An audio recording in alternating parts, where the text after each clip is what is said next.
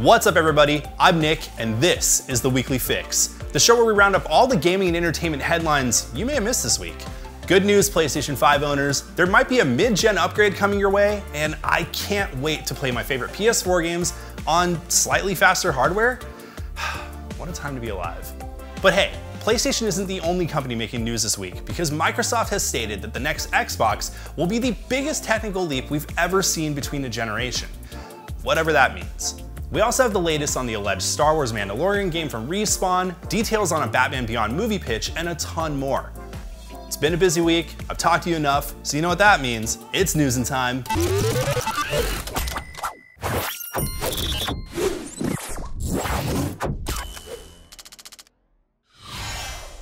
Sony is likely to release a PlayStation 5 Pro later this year, analysts have told CNBC. This souped-up refresh would be designed to boost interest in PS5 after Sony admitted it expected the sales pace of the console to start falling over the next year. It would also launch ahead of the release of Grand Theft Auto 6 in 2025, which is expected to significantly boost console game sales. Sony has yet to comment. It's been a little over 3 years since the PS5 was released. The PS4 Pro launched in November 2016, 3 years after the PS4 arrived. It does seem a little early for an upgrade this generation though, to me, with how slow Sony has been to drop PS4 support and fully commit to PS5 only games. Of the 6 PS5 games that have gotten a 10 out of 10 from IGN, only 2 are not also available on PS4. Baldur's Gate 3, and Deathloop. Other high-scoring games such as God of War Ragnarok, Horizon Forbidden West, Like a Dragon Infinite Wealth, Diablo 4, Street Fighter 6, Hogwarts Legacy, and The Last of Us 1 and 2, yep, you can play them all on PS4.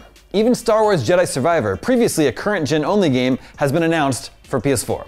Anyway, Serkan Toto, CEO of Tokyo-based games consultancy Kantan Games, told CNBC there seems to be a broad consensus in the game industry that Sony is indeed preparing a launch of a PS5 Pro in the second half of 2024. And Sony will want to make sure to have a great piece of hardware ready when GTA 6 hits in 2025, a launch that will be a shot in the arm for the entire gaming industry. Another analyst suggested Sony will not cut the price of the current PS5 even when the Pro comes out due to pressures on the company's margins. Last week, Sony boss Hiroki Totoki offered what he called his frank impressions of the PlayStation business, suggesting that studios can do more to cut development costs. Totoki also said Sony would try to improve PlayStation game margins by leaning further on non-PlayStation platforms such as PC. Sony has revised its PS5 sales forecast for the current financial year down from its lofty target of 25 million consoles sold to 21 million.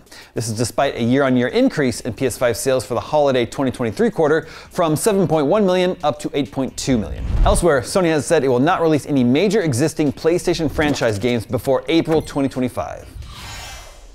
Yesterday there was so much hubbub about Xbox exclusives coming to other platforms that another big piece of news got lost in the shuffle. The next Xbox will allegedly be the biggest technical leap we've seen between generations. On the most recent episode of the Xbox official podcast, Xbox president Sarah Bond casually teased exciting stuff in the hardware department, stating, quote, "What we're focused on there is delivering the largest technical leap you all have ever seen in a hardware generation, which makes it better for players and better for creators and the visions they're building." As for when we'll actually hear the specs or get an official announcement of any kind, it might be a bit of a wait. Based on some leaked documents, Microsoft's not planning to release a next-gen Xbox until 2028 at the soonest, and we're probably going to get some mid-gen refreshes of the Series X and S before then. So if anybody was worried that Microsoft was just going to call it quits after this current generation, or that the next generation would somehow be less powerful, rest assured that doesn't seem to be the case. Nearly 2 years to the day after Elden Ring's original launch, its elusive expansion finally has a release date. Elden Ring Shadow of the Erdtree will be released on June 21st for Xbox Series X and S, Xbox One, PS4, PS5, and PC. The news coincided with the release of a brand new Shadow of the Erdtree trailer, which includes glimpses of a host of new bosses, powers, and more. For those of you who already own Elden Ring, the expansion comes in 3 flavors. You can pick up just Shadow of the Erdtree for $40.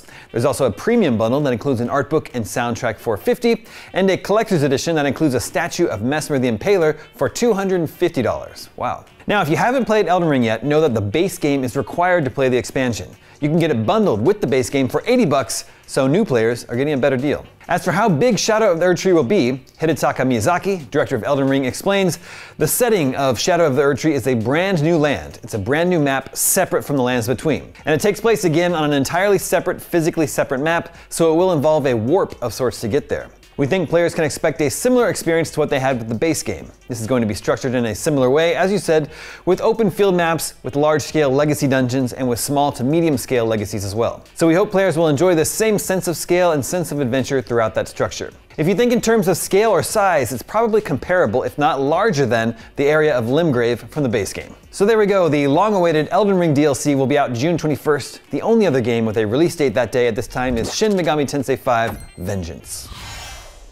Helldivers 2 developer Arrowhead has released yet another patch for the game, this time addressing one of the key issues that contributed to its high-profile server problems. The Helldivers 2 community had called on Arrowhead to add an away-from-keyboard auto-kick feature after players admitted leaving it on all day and probably blocking others from getting in. Players on the game's Discord had said they were refusing to log out on purpose so they could ensure they could play when they wanted to. One user said they left themselves logged into Helldivers 2 before they went to work to make sure they could play when they got home. Another said they hadn't logged off for 3 days.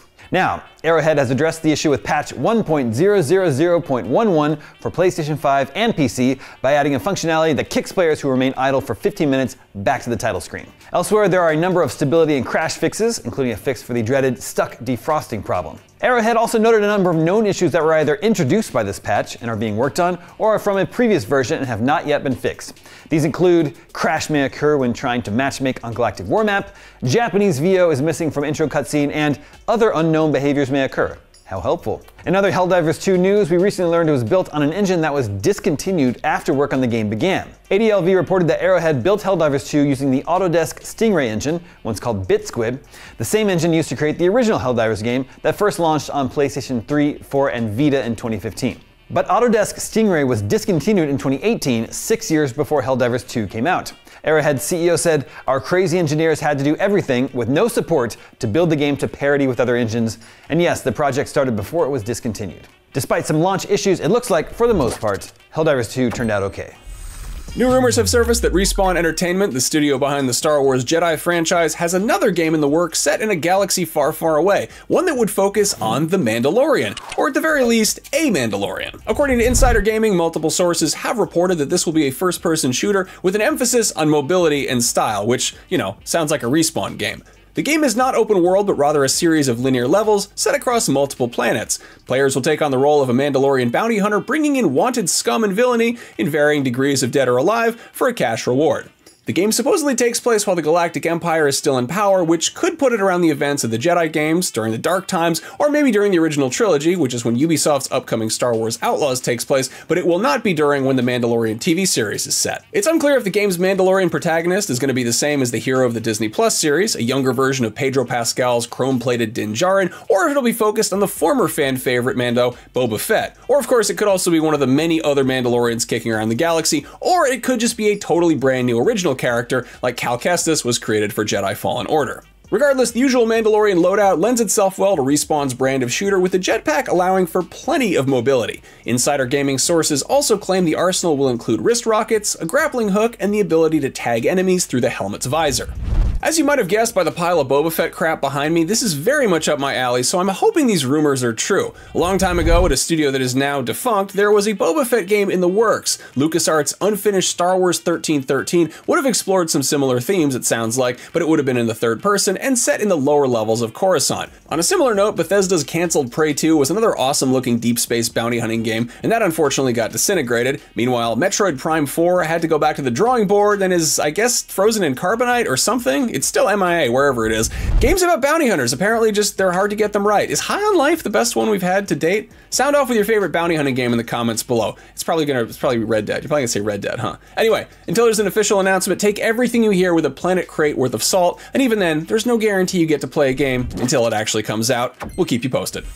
Moving on, as revealed during the Nintendo Direct earlier today, Pentiment will be the first of the 4 Xbox games coming to other platforms tomorrow, February 22nd. In addition to Switch, it's coming to PlayStation 4 and 5. Hi-Fi Rush will arrive on PlayStation 5 on March 19th, while Grounded will come to PlayStation 4, 5, and Nintendo Switch on April 16th. And the latest reveal is that Sea of Thieves will be arriving on PlayStation 5 on April 30th, and like Grounded, will support crossplay. Xbox officially addressed its future business plans, including in regards to platform exclusivity, last week in a podcast, where Microsoft Gaming CEO Phil Spencer revealed that 4 Xbox exclusives would be headed to other platforms, but didn't say what they were. At the time, The Verge reported that they would indeed be the 4 games confirmed today. Spencer did say that Indiana Jones and the Great Circle and Starfield are, as of now, still set to be Xbox exclusives, contrary to some reports. Even still, he didn't rule out a PS5 release for either, telling The Verge, "I don't think we should, as an industry, ever rule out a game going to any other platform." And finally, Masahiro Sakurai, the Super Smash father of the Super Smash Bros. Series, has announced that with the release of the Sora amiibo, his work on Super Smash Bros. Ultimate is finally at an end. In a tweet, the prolific developer posted, quote, "Sora's amiibo comes out today. Thank you to everyone who worked on it. This was an amazing accomplishment. The design was always perfect and the details and the colors look exactly as intended. The pose and sculpting look good as well. Now that all the fighters have an amiibo, my work on Super Smash Bros. Ultimate is basically done. Thank you for everything." And he then picked up his bag, opened his umbrella, and floated away to work his magic elsewhere. Okay, not really, but that's gotta be a nice sense of closure for the guy. So if you want a Sora amiibo, they're out now, and if you want to know what Sakurai's up to, go subscribe to his YouTube channel, Masahiro Sakurai on Creating Games. It's really cool that he gives some insight into his awesome career. And finally today, while we have to wait until May for a full reveal of College Football 25, EA Sports shared some new details, including how much players will be compensated. In an article on ESPN, EA Sports revealed how much it will pay players opting to use their name, image, and likeness, NIL, in College Football 25. Over 11,000 college football players can opt in to be featured in the game. Players who opt into College Football 25 will receive $600 and a copy of the game. ESPN notes that student athletes will remain in the series for their entire collegiate football careers, but can opt out of future installments. Should a player remain in the game for multiple years, they will be compensated annually, even if they transfer. EA Sports VP of Business Development Sean O'Brien told ESPN that the studio looked at deals they completed for other sports video games, such as the Madden NFL series, and that the deal made for the college football series, quote, "comes with no expected services by the athlete and will be guaranteed no matter the game's success." In addition to returning game modes, College Football 25 will run on the same engine as Madden, the Frostbite engine. It will include every bowl game and incorporate a 12-team college football playoff system. Although all 134 FBS schools have agreed to participate, with up to 85 players on each team, real-life coaches won't be featured. EA Sports College Football will get a full reveal sometime in May, with a release window set for this summer. $600 and a free copy of the game? That's better than nothing, I guess. All right, it's about time for a quick break, but when we come back, we're checking out the latest on X-Men 97, the future of the MCU, and a Batman Beyond movie pitch that looks amazing. We'll be right back. Come on, Sony, do the right thing.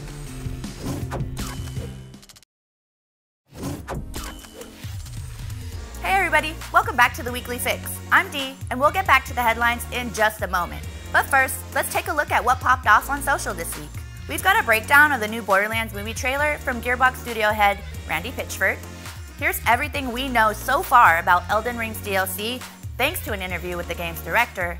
And finally, the new trailer for Kingmakers, a game where you travel to medieval times to fight battles with modern weaponry? That doesn't seem fair. See that doll logo? Straight out of the game. This is our first look at Lilith. This is our first look at Marcus's bus. If you've played the games, you know how important the character of Marcus is. We actually put one of Marcus's vending machines inside the bus. Kevin Hart is Roland. This is Tiny Tina. Check out Florian as Krieg. There's Claptrap, played by Jack Black. When I met Jack Black at E3 2012, I said, you know, if we ever make a movie out of this, you're gonna have to play Claptrap. He's like, I'm in! That mask looks suspiciously like Mouthpiece's mask from Borderlands 3. That is not Mouthpiece. I'm not going to tell you who it is. Look at that. There's a runner, baby. Duke Hut, no fapping. Her Infinity Pistol. Hyperion, we call that the stack or the vehicle stack. Tiny Tina's hideouts in there. If you notice here, we assembled Tiny Tina's little tea party there. Tannis there, of course, with the Echo device. The prop team actually built a bunch of different Echo devices. Some of them were functional. They had like video screens that actually worked and lights that came out of them. Oh, did you see that for a second? That was Moxie. There's the Firehawk symbol. That's obviously from Borderlands 3. We interviewed the director of Elden Ring, Hidetaka Miyazaki, about the new DLC, and here's what we found out. The new map will be about the size of Limgrave. It's called the Realm or Land of Shadows, and the way in will be the cocoon and arm of Miquella that you find at the Mohg boss fight. The player will be following in the footsteps of Miquella to see what led him to follow Queen Marika in the Land or Realm of Shadows. This guy is Mesmer, and the throne he's sitting on is supposed to resemble the thrones you see at the base of the Erd Tree, representing that he stands on equal footing with the other demigods. There will be more optional bosses similar to Malenia. Although Miyazaki stated that they may not be as tough as her, his goal is to still make them challenging and as memorable as Malenia. There are currently no plans for additional DLC or a sequel, but they're not ruling out revisiting the world of Elden Ring in the future. For the full interview, including details of George R.R. Martin's involvement, head over to IGN.com. Notice anything off about this game? Wait for it.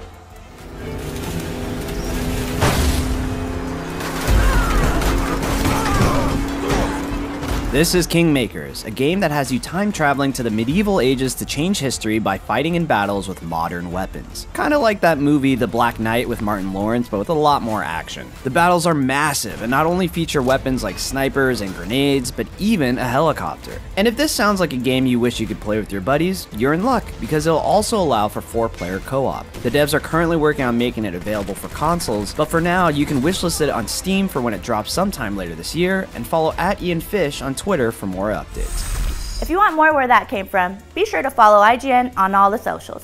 Bye for now. Would you like to see a new Batman Beyond movie? I would. Sadly, there is not one officially in the works yet, but that doesn't mean that nobody's trying to make one happen. Yuki Demers, who's a visual development artist on the Spider-Verse films, posted some awesome concept art for a Batman Beyond movie, along with an explanation of where this project is. Apparently, he and Patrick Harpin, who directed My Dad the Bounty Hunter, pitched WB and DC on an animated feature. In his words, quote, "Before we pitched, they warned us there's absolutely no way we can do a Beyond movie, but they loved our enthusiasm. We pitched the outline for the entire film, and what started out as a never turned into a maybe." Since then, the two have been pitching their way up the company, hoping to get the project in front of James Gunn, who's currently holding the keys to the new cinematic DC universe. Batman Beyond is set in a futuristic version of Gotham, so it'd likely be one of the Elseworlds projects, and the DC animated movies are kind of doing their own thing anyway, rather than being part of the main timeline, but if anything, that should just make things a little bit easier. 90s cartoons were full of hip, edgy reinventions of beloved characters, but Batman Beyond is arguably one of the best byproducts of this. The original series aired on Kids WB between 1999 and 2001, focusing on Terry McGinnis, a teenager who found himself taking on the mantle of Batman under the tutelage of a cranky, aging Bruce Wayne, fighting a whole new generation of supervillains. The futuristic setting allowed Batman's usual gadgets to get a sleek sci-fi overhaul, and having a younger hero balancing crime fighting with a normal teenage life was really reminiscent of Spider-Man, so really, getting some Spider-Verse folks to work on a new Batman Beyond project seems like a no-brainer. Unfortunately, WB Discovery seems to be making more headlines these days for the projects that it's canceling or shelving than the ones it's actually greenlighting. Joker Folie à Deux, the sequel to 2019's Joker, is still on track to release October 4th. And to hold us over till then, director Todd Phillips took to Instagram to give us new looks at the Clown Prince and his new partner in crime.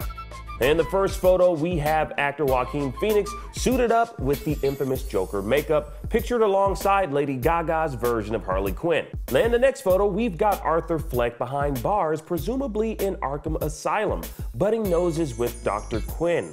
And finally, the two share an embrace on a rooftop in Gotham. Keep in mind, this movie is also supposed to be a musical, so this could be one of those scenes. Now, this particular photo gives me Fiddler on the Roof vibes, having never seen that musical, but knowing that there is in fact a fiddler and a roof involved, somehow. Anyways, we've been teased with other looks from the movie by director Todd Phillips. Now, we got this image of Harley Quinn in full-on clown makeup, leaving no question that we'll see Harleen Quinzel fully transform into Harley Quinn, as her mental state seemingly descends into madness due to the influence of Arthur Fleck, aka the Joker. Now, in 2023, Todd Phillips previously shared a photo on Valentine's Day, much like he did this year, giving us our first glimpse of the psychotic couple, though in that one, she hadn't yet donned the clown makeup. Now, that was her as Dr. Harleen Quinzel, with Todd sharing a more close image of her as Harley Quinn to celebrate the film's wrap. Now, Joker fans might remember this photo of Harley Quinn walking down the court steps, likely at some sort of protest to possibly free Arthur Fleck from whatever legal troubles he might be dealing with. Now, the second image we got here to celebrate the film's wrap back in 2023 was of the Joker, who appears to be seated in one of those gated penitentiary buses, possibly on his way to Arkham Asylum, where he'll be issued the finest in convict clothing. Probably black and white stripes. I doubt, orange is really his color. Anyway, between the first film and the images Todd Phillips has teased, we have some idea what this movie will look like, but few details are actually known about what audiences can expect from the plot of the film. Now, all we know is that it'll be a psychological thriller with musical elements thrown in for good measure. How they'll play that out somehow, I have no idea. Now, with Lady Gaga in the mix, it's no surprise there'll be musical elements throughout the film. Definitely a different take from, what we've gotten in the past pertaining to Harley Quinn, as we've only gotten Margot Robbie's take on the DC villain on the big screen. Now, to note, Margot Robbie has expressed publicly her support for Gaga in the role. As for the type of Harley Quinn we'll see in the film, it definitely seems as though Phillips might be going for a take on the character somewhat similar to DC Black Label's Harleen comic run, which explores Harley Quinn's past before her transformation.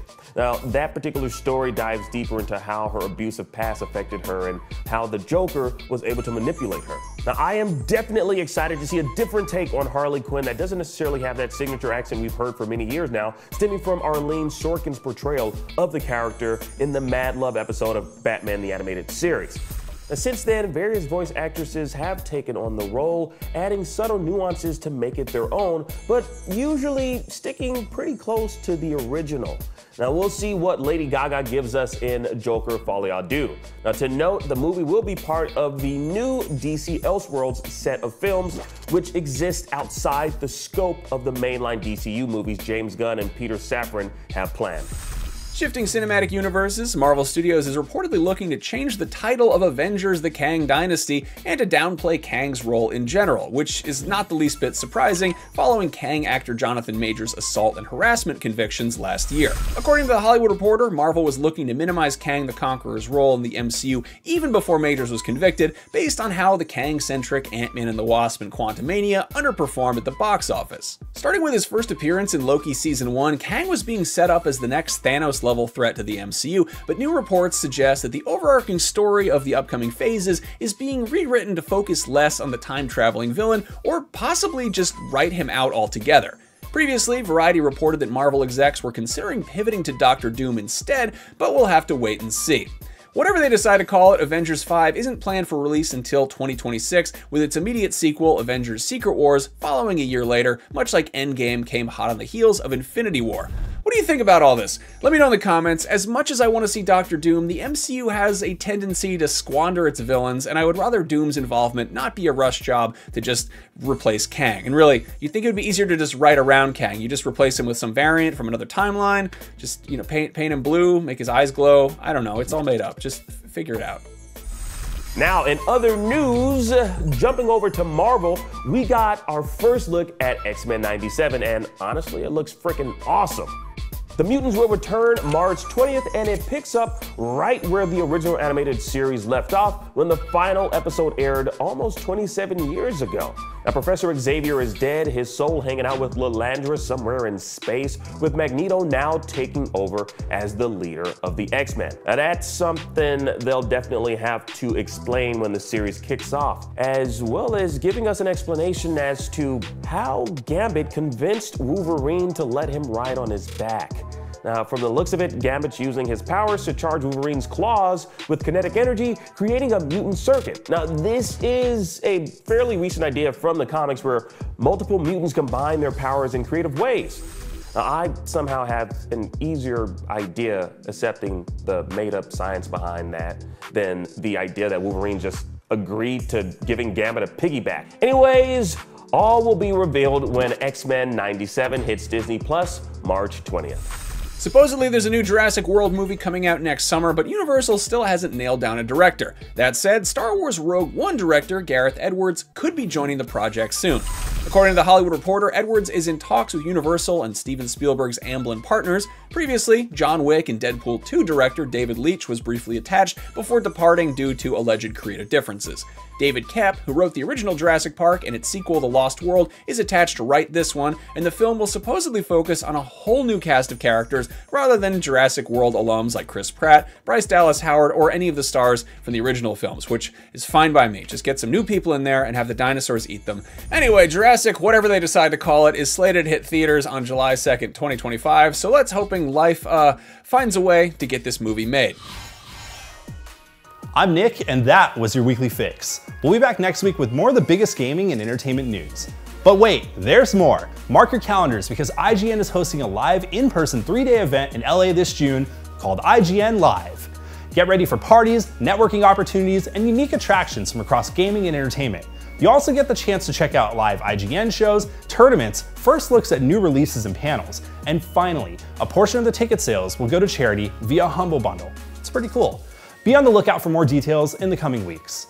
And that wraps up for this week. Until next time, go be great and take care.